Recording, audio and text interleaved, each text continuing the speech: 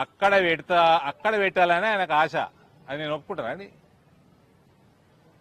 అది ఒప్పుకుంటానా? ఈయన టీఆర్ఎస్ ఈయన ముఖ్యమంత్రియే నన్ను మేనేజ్ చేయలేకపోయాడు. అప్పటి ముఖ్యమంత్రి నన్ను మేనేజ్ చేయలే, నా చెప్పులను కూడా మేనేజ్ చేయలే. రోడ్డు ప్రజా శ్రేయస్సుకు వ్యతిరేకంగా, నా పార్టీ శ్రేయస్సుకు వ్యతిరేకంగా నా చెప్పులను కూడా మేనేజ్ చేయలేడు ఓడు. నన్ను చేస్తారా?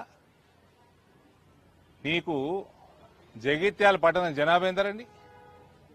వీళ్ళందరికీ స్కూలు, డే స్కాలర్ స్కూల్ పక్కకు ఉండాలనా, ఊర్లో ఉండాలనా, లేదా ఊరవతలు ఉండాలనా? అది మీ ఎమ్మెల్యేకి మీ మీద ఉన్న చిత్తశుద్ధి. అయితే ఈయన ఏం చెప్తాడు నాకంటే, ఉత్తమ్ కుమార్ రెడ్డి ఒప్పుకుంటలేడు. మరి ఉత్తమ్ కుమార్ రెడ్డి ఒప్పుకుంటున్నా లేదా అన్నది ఉత్తమ్ కుమార్ రెడ్డి జవాబు ఇవ్వాలి. వీళ్ళ నమ్ముకొని నేను ఉత్తమ్ కుమార్ రెడ్డిని తిట్టలేను కదా. నువ్వు టీఆర్ఎస్ లా గెలిచినావు, కాంగ్రెస్ కండవ కప్పుకున్నావు, నువ్వు పోయి ఉత్తమ్ కుమార్ రెడ్డిని పోయి ఒప్పించుకొని తెచ్చుకో. ఈయన ఇంట్రెస్ట్ వల్ల ఆయన ఊర్లో ఆయన పొలాల పక్కకి స్కూల్ వస్తే అంటే వీళ్ళకి రాజకీయం వ్యాపారం అయిపోయింది. గది ఫరకు అరవింద్ ధర్మపురికి వేరేళ్ళకి. జగిత్యాల ప్రజలు చాలా వినాలి జాగ్రత్తగా. మేమేమో కింద మీద పడి ఇంత పెద్ద పెద్ద స్కూల్ ఈ జిల్లాకు తీసుకొస్తే ఈ చిల్లర కథలు చేసుడు. ఇవాళ ఇష్యూ చేస్తా అని చెప్పి ఓ బ్యాచ్ను పంపిండు. ఆ బ్యాచ్ నా డ్రైవర్ కూడా భయపడాడు. నాకు ఇటువంటి నాయకురాలు లేక స్లోగా ఉంటా. నేను దొరికినాక స్లో ఉంటానా అండి? నాకంటే ఎక్కువ ధైర్యం ఉంది ఈమెకి, ఈ మేడంకి. అవునా ఎమ్మెల్యే, నీకోరన్నా బ్యాచ్ మా దాంట్లో నీకోరన్నా పిల్లగాడు నచ్చితే, పెళ్లి పిల్లగాడు నచ్చితే నువ్వు నీ పార్టీలో జాయిన్ చేసుకో. అక్కడ ఉండి ఈడ ఫండింగ్ చేయకు. అది నడవదు, నా కింద నడవది. కోబట్ రాజకీయాలు నా దగ్గర నడయి. నిజామాబాద్ జిల్లాలో ఎన్నడో బందేని.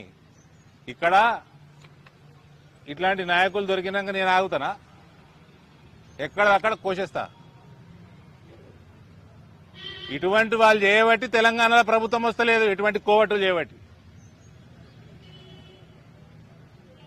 నిజామాబాద్ పార్లమెంట్లో ఏ ఎలక్షన్లు అయినా బీజేపీకి మంచి రిజల్ట్ ఎందుకు వస్తుందంటే వీళ్ళందరినీ కత్తెర పెడితే ఎక్కడదక్కడ.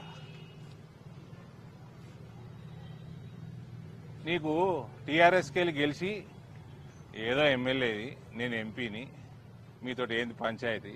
నీ అసలు 7 నా కింద ఎందుకు పంచాయతీ? నలుగురికి మంచి జరిగే 4 పనులు చేసుకుందామని మంచిగా చూస్తే అంటే మీ రెవెన్యూ ఇన్స్పెక్టర్, డిప్యూటీ తహసీల్దార్ అయితే మేము చదువుకోలేదా? మీ ముఖ్యమంత్రి అనుకున్నావా నన్ను?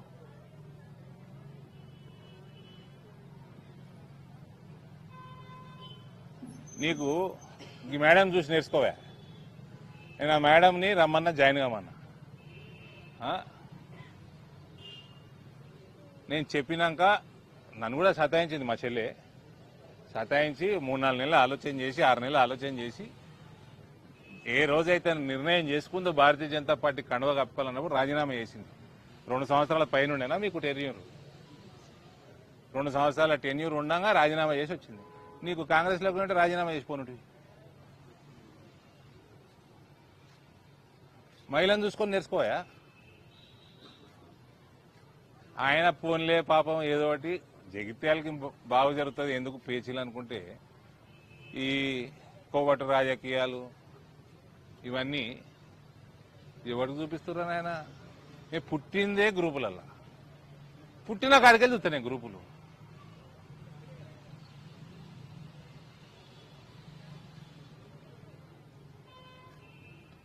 ఏమంటే నేను వచ్చినాక అటాక్ చేసేది ఉండే, ఎందుకు? ఈయన కాల్చి పడేస్తాడు. అవన్నీ ఇజ్రాయెల్ బందూకులు. అవి వాడక చాలా రోజులైంది, అది కూడా ఉత్సాహంగా ఉంటాయి పేల్తామని.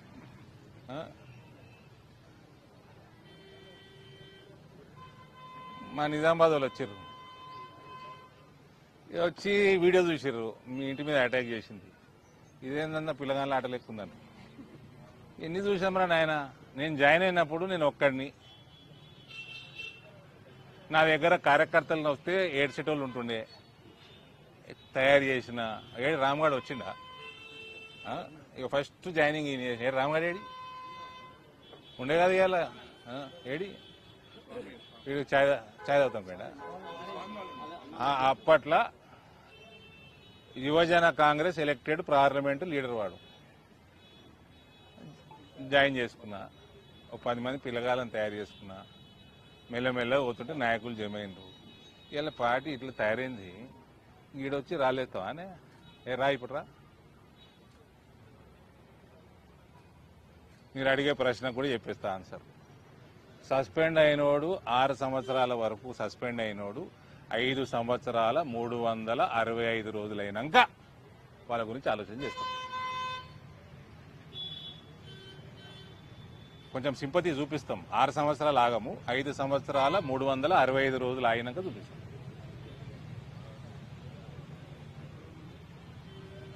ఇది రామచంద్రరావు గారు కూడా మాట్లాడాను నేను. ఓడు నాకు రిప్రజెంటేషన్ ఇవ్వాల్సిన అవసరం లేదు, జిల్లా ప్రెసిడెంట్కి ఇవ్వాల్సిన అవసరం కూడా లేదు, మీరు కూడా తీసుకోకండి. నా టైం వేస్ట్, వాళ్ళ టైం వేస్ట్. నాకు ఇలా చాలా ఉత్సాహంగా ఉంది. మేడం ప్రోగ్రాంలు ఎక్కువ పెట్టుర్రి, జగిత్యాలకు ఎక్కువ వస్తుంది. జగిత్యాల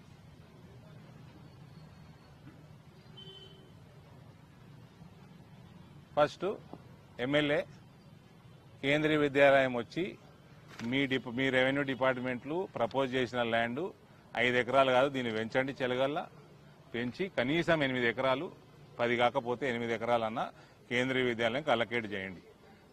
మీ క్యాబినెట్ల ఉత్తమ్ కుమార్ ఒప్పుకుంటలేడు, ఇంకే ఉత్తర కుమారుడు ఒప్పుకుంటలేడు, మాకు సంబంధం ఉండదండి. ఇచ్చేయండి. నీ ల్యాండ్లు పెంచుకోనీకే, నీ క్రషర్ల దగ్గర ల్యాండ్ రేట్లు పెంచుకోనీకే కాదు కేంద్రీయ విద్యాలయం తెచ్చింది. జగిత్యాల ప్రజలు వినండి, తక్షణమే వారం రోజులలో శాంక్షన్ చేయండి చెలగలది. ఇక్కడ బ్యూటిఫుల్గా హైవేగా ఆనుకొని, ఊరికి ఆనుకొని ఆ ల్యాండ్ చూసి వస్తే చక్కదనం ఉంది. పక్కకి మ్యాంగో మార్కెట్ ఉంది. మ్యాంగో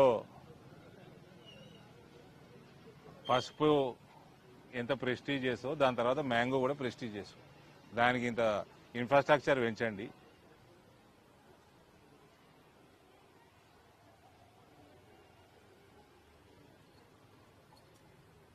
ఈ స్కూల్ వస్తే ఇంకింత డిమాండ్ పెరుగుతుంది, అక్కడ ఇన్ఫ్రాస్ట్రక్చర్ పెరుగుతుంది, రాకపోకలు పెరుగుతాయి, ఒక ఏరియా డెవలప్ అవుతుంది, పిల్లలకి రానుపోను ఈజీగా ఉంటుంది.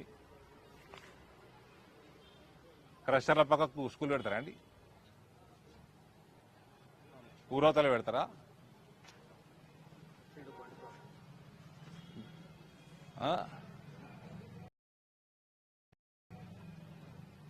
కొద్దిగా నిజాయితీగా రాజకీయాలు చేయడం నేర్చుకోండి. ఏ పార్టీలోనో వాళ్ళకే తెలియదు. మళ్ళీ ఫ్యూచర్లో బీజేపీ జాయిన్ అయ్యే ప్లాన్ కూడా ఉంది ఆయనకి.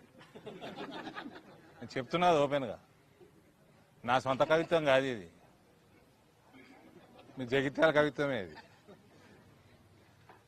జాయిన్ అయ్యేది ఉంటే నోరు మూసుకొని వచ్చి జాయిన్గా కండువ కప్తాం, లేకపోతే